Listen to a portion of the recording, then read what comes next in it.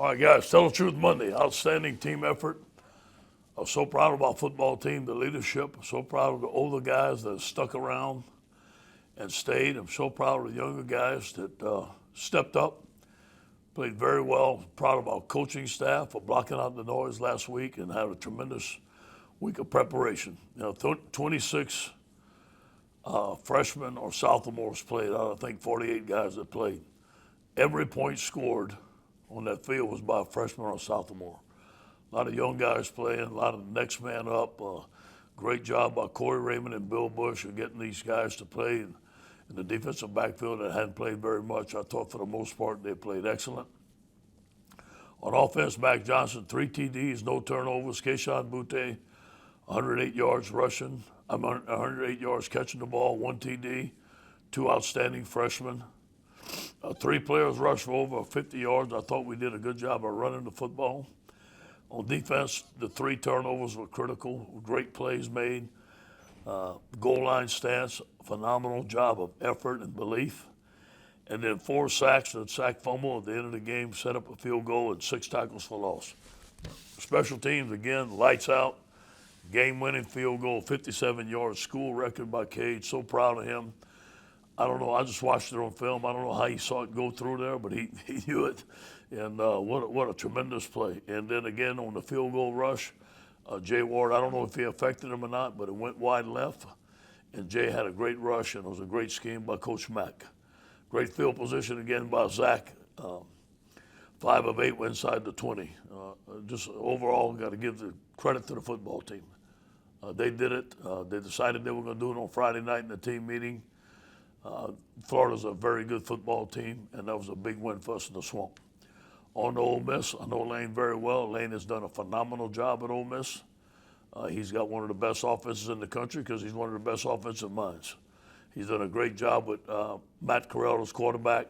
Jaron Early, I tried to recruit running back. Elijah Moore, I believe, has 82 receptions. He's very difficult to defend.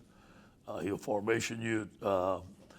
He knows where he's a great game day caller. The game slows down for him. His daddy's Monty Kiffin. He was raised on football. I have the utmost respect for Lane Kiffin. Any questions?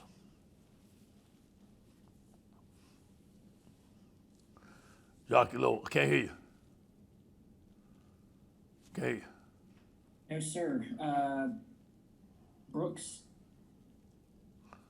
You mentioned the freshmen and sophomores. I've got 2 questions about them, but first of all, I mean, is that the shape of your future at LSU, and what do you see from that as just the group? Yeah, I really believe that the last year's recruiting class was phenomenal. And a lot of guys are playing already. The sophomores are doing a very good job. We never talked about the future and what we're going to do. We wanted to finish this year strong. But as you look at it, all those guys are coming back. Maybe we can recruit some guys that with the extra year eligibility for next year. We should have a very strong team, a very strong nucleus, along with this recruiting class we're going to have this year. And it seemed like, the numbers that y'all played with, how many of the people that weren't available on Saturday will be available for Ole Miss? We got to see. We got to see what's going to happen this week. It's early. I think we had 54 guys available or something like that to play, something like that. We'll see. Whatever it takes, but if we can do it in the Swamp, we can do it at home.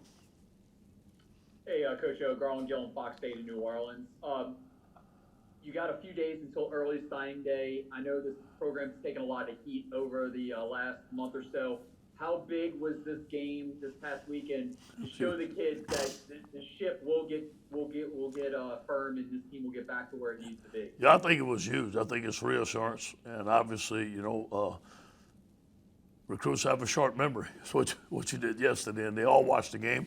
But they've been seeing the whole time. All the freshmen were playing, all the players that we lost. So I think the game had a lot to do with giving us some momentum this week. But we were on solid ground with most of our recruits before this game. But it does help. Follow up to that, Ed. How many do you think will sign on Wednesday or this early signing? It's very fluid right now, and. I'd say minimum 15 to 16, maximum 20. I think in between those numbers would be a good range. And just kind of bounce off that. I mean, I think you've told us before sometimes that, recruits don't think about wins and losses and then as much as we think they do. So what have you seen them respond to just kind of how this season has gone? They've been very good. Obviously, we built relationships. Again, these guys saw last year as one of the best teams to ever play in college football history, and they remember that. And they see all those guys going into the NFL having a lot of success, and they see us have a young team. Obviously, we struggled in some areas that we got to get fixed, but they know that. It gives them an opportunity to come in and play real early. They see true freshmen playing, true freshman quarterbacks playing and having success. And they, especially skill position on offense, they know we have great quarterbacks coming. We're fixing to sign another great quarterback on Wednesday. So they see the future looks bright. Hey, Coach, I'd actually wanted to ask a little bit about the early signing period as well. Just with it being in the middle of a game week is unusual. What is that like for you guys to have these crucial couple days leading up to that and also be game planning for Ole Miss? Just always have the phone in your pocket, and I'm always available. And we're talking to parents all the time. We're talking to players all the time. We have unlimited phone calls with them. It's kind of 24/7, and you got to balance your time. And everybody's dealing with the same thing. So Ole Miss is dealing with the same thing. I'm sure Lane's got his time balance. We got to balance it right down the middle, 50-50. Hey, Coach O, I know Damone Clark really played well in Micah's absence. Can you kind of give a timeline as to Micah not being available, not being able to travel, not because of an injury situation? Yeah, I think Mike's going to be available this week. He became ill, wasn't able to travel, and he's better now. He's cleared, and I think that he'll practice this week and be fine. Thank you.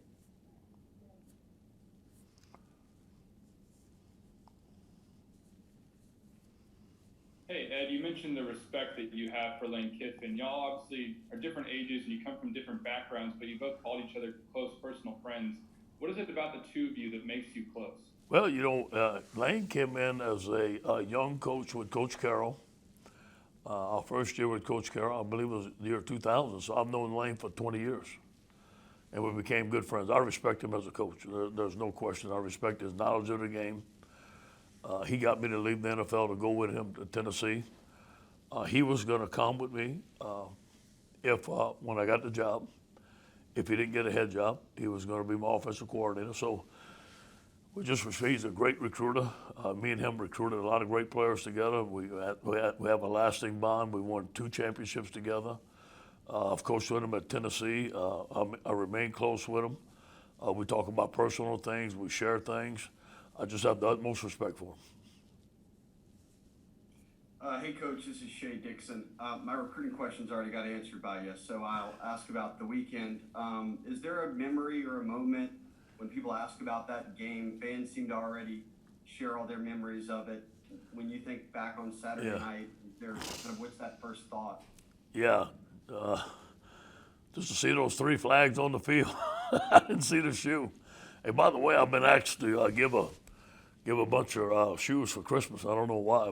My Christmas list has become shoes now. I don't know why people want shoes from me, but just to see those 3 flags on the field and to see a chance for us to win the game and to see the joy in our players and our coaches' face in the locker room.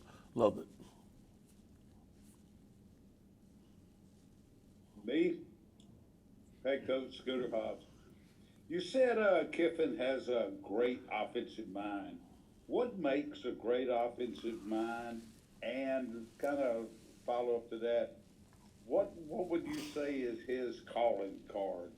What's his go-to? Yeah. You know what, Scooter, the game is in slow motion for Lane on the sideline.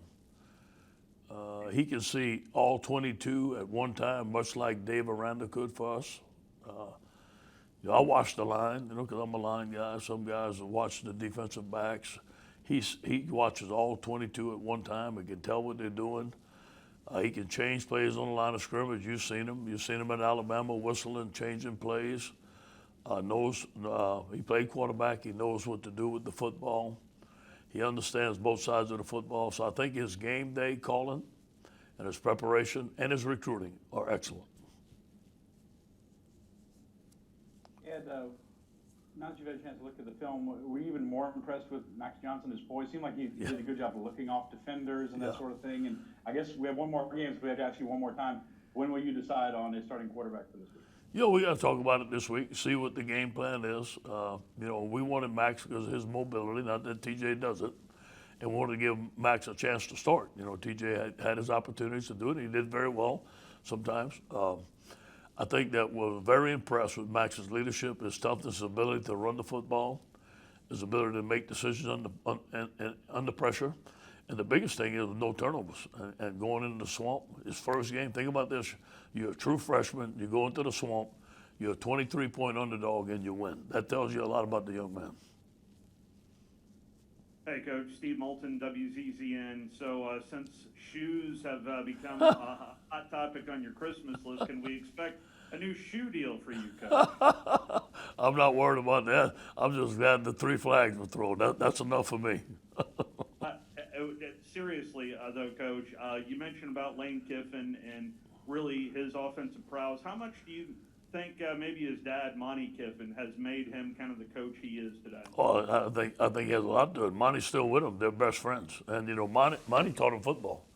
The kid was always around football, always in the locker room, always listening to football. And if you're around Monty Kiffin, it's football 24/7. I mean, the guy's always on the phone. He's always talking.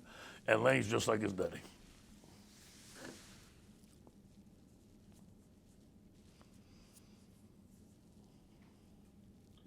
To ask about this early signing period again, I mean, you've recently in years past, you talked about these classes, you went national and went and found guys and were able to bring them to Louisiana. How is that strategy going forward, and how do you approach that maybe once they get to Baton Rouge that they stay in Baton Rouge? Well, it all depends what we have in Louisiana. We can always look at Louisiana first. And if I think it was 2 or 3 years ago, it was one of Louisiana's best years.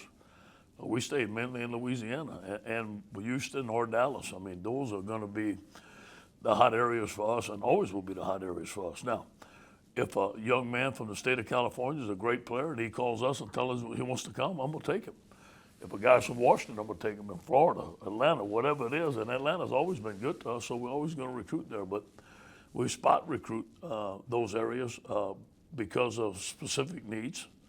So it's always going to be Louisiana, Houston, and Dallas, and then specific needs around the country. Hey, Coach, it looks like you're going to get all your games in. The SEC is going to get most of its games in. What is going to be your lasting memory once this season started from COVID? Yeah, the players that stuck, the coaches stuck together, the adverse situations that all of us were put in, the unexpected not having success like we wanted to this season, having guys had to step up and stick together. I think we're all going to learn from having a week like we had last week where some teams or some men would have crumbled. And we decided to get stronger and fight. We stood up and we fought. And that's what I want this team to learn, that any time in life you face adversity, you got to stand up and fight. You can't crumble, and good things are going to happen. What was the craziest thing you remember happening? That shoe being thrown. It's fresh in my mind. I've never seen that. I've never seen that before in football.